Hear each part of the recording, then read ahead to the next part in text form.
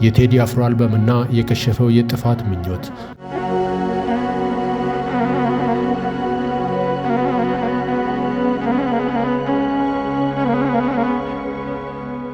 ሰላም ጤና ይስጥልኝ የቻናላችን ቤተሰቦች። ሰሞኑን መላው ኢትዮጵያዊ የቴዲ አፍሮን አልበም በጉጉት በመጠባበቅ ላይ ነበር። ሆኖም ይህንን መጠባበቅ ለየት የሚያደርገው የኢትዮጵያ ጽንፈኞች አልበሙን የጥፋት አጀንዳ ማራመጃ ለማድረግ የነበራቸው ከፍተኛ ጉጉት ነበር። ትላንት አልበሙ በይፋ ተለቋል። ነገር ግን ውጤቱ ለጽንፈኞች አስደንጋጭ ሆኖባቸዋል። እነዚህ ኃይሎች አልበሙ ሲወጣ ኢትዮጵያ ትፍረስ የሚል የጥፋት አጀንዳ ይዞ ይወጣል ብሎ ተስፋ አድርገው ነበር። ጠቅላይ ሚኒስትሩን የሚሳደብ ህዝብን ከህዝብ የሚያጋጭና ለነውጥ የሚጋብዝ ስራን በጽኑ ሲጠባበቁ ቆይተዋል። ነገር ግን ቴዲ አልበሙን ሲለቀው ያሰቡት ሳይሆን ቀረ። አልበሙ እነሱ እንደሚመኙት የጥላቻና የመርዝ ሳይሆን የጥበብ ስራ ሆኖ ተገኘ። በዚህ ምክንያት ጽንፈኞች አሁን ላይ በለቅሶና በታላቅ ሐዘን ላይ ይገኛሉ።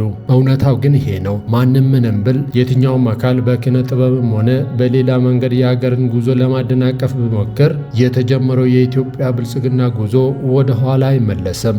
መንግስት ኢትዮጵያን በሁሉም አቅጣጫ የማቅናት የዜጎችን ህይወት የመቀየርና የሀገሪቱን ክብር የመመለስ ስራውን አጠናክሮ ይቀጥላል።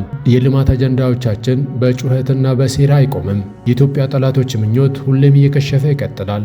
ሀገር የማፍረስ ህልማቸው ባዶ ተስፋ ላይ የተመሰረተ መሆኑን የትላንቱ ክስተት በድጋሚ አረጋግጦላቸዋል። ኢትዮጵያ በልጆቿ ጥረት መጽናቷንና ማደጓን ትቀጥላለች። ስለተከታተላችሁን እናመሰግናለን። የዛሬው ዝግጅታችን ይህንን ይመስል ነበር። ቪዲዮን ላይክ በማድረግና ለሌሎች በማጋራት ድምጻችሁን አሰሙ። ኢትዮጵያ ለዘላለም ትኑር።